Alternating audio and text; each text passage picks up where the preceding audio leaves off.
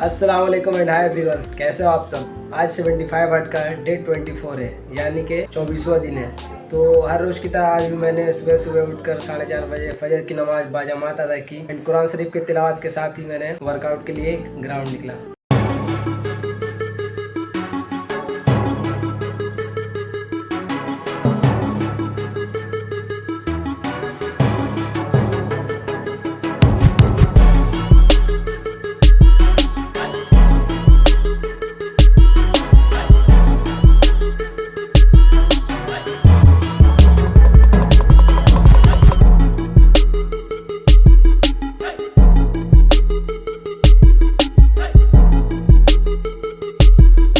Workout के बाद breakfast में मैंने घर के 3-4 चपातियाँ और 3 एग भुर्जी ली। इस 24 दिन के अंदर मेरे अंदर जो कॉन्फिडेंस बढ़ा है, जो एक्साइटमेंट, जो हैप्पीनेस मिल रही मुझे, अनबिलीवेबल, बताया नहीं जा सकता।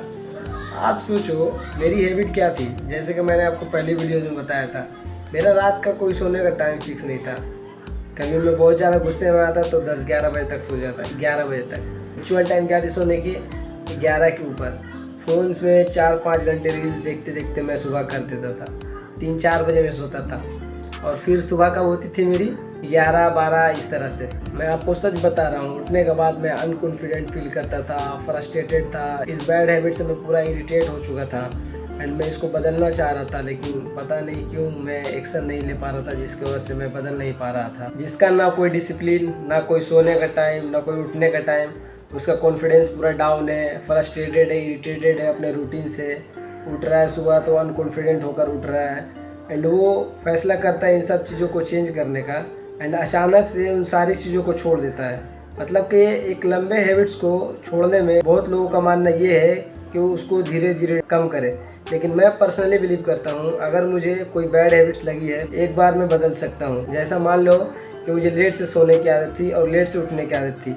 मैं 3-4 बजे सोता था और 10-11 बजे या फिर 12 बजे उठता था। मैं क्या करता, मैं टाइम को रिड्यूस करके 11 बजे से सोने लगता, फिर उसको कुछ कम करके 10 बजे सोने लगता एंड उठने का टाइम धीरे धीरे कम करता। स्टार्टिंग का 9 बजे करता, फिर 8 बजे करता, इस तरह से कम करता। लेकिन मैंने क्या किया, मैंने डिसाइड किया कि मैं 10 बजे तक के सो जाऊंगा। अब मैं 9:45, 9:30 इस तरह से अपने बिस्तर पर जाता हूँ और 10 बजते बजते सो जाता हूँ। और सुबह उठने का टाइम ये डिसाइड किया कि मैं सुबह सुबह फजर की नमाज बाजमात पढ़ूंगा। जब मैंने इस चैलेंज को स्टार्ट किया था, यानी कि 1 अक्टूबर को, उस वक्त फजर की जमात 4:45 में हो रही थी, यानी मैं 4:15 बजे के करीब उठ जाता था एंड अभी मेरा 4:30, 4:35 इस तरह से उठना हो रहा है। अब आप सोचो, जिसका सोने का टाइम 3-4 बजे था और वो उठता 11 बजे था, अब वो अचानक से कोई चैलेंज को एक्सेप्ट करे और अपने आप को एकदम डिसिप्लिन कर ले, वो 10 बजे सोने चले जाए और जिस टाइम वो सोता था उस टाइम वो उठ जाए 4 बजे करीब, 4:30 बजे करीब।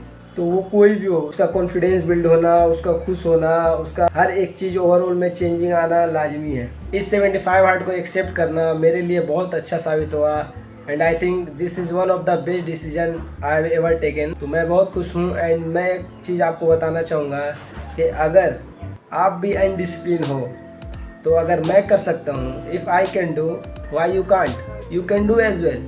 अगर आप सोशली नहीं आना चाहते हो कोई बात नहीं है, लेकिन आप करो, खुद को चेंज करो। जो हो सकता है खुद को चेंज करने के लिए करो।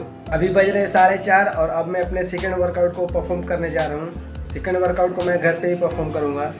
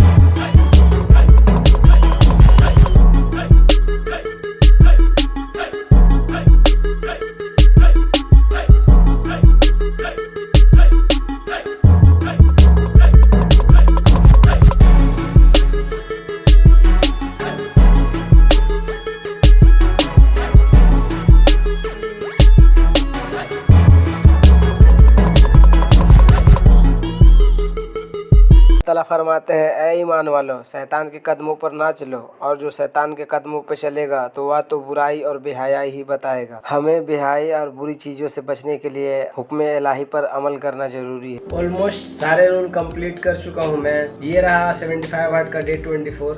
कैसा लगा आप सब कमेंट्स में बताना। एंड अगर आप चैनल पर नए हो तो मेक श्योर चैनल को सब्सक्राइब कर लो एंड बेल आइकन को भी दबा देना, ताकि जब भी मैं कोई नई वीडियो को अपलोड करूं तो आपको इसका नोटिफिकेशन मिले। आज के लिए बस इतना ही, मिलते हैं डे 25 में, तब तक के लिए टेक केयर।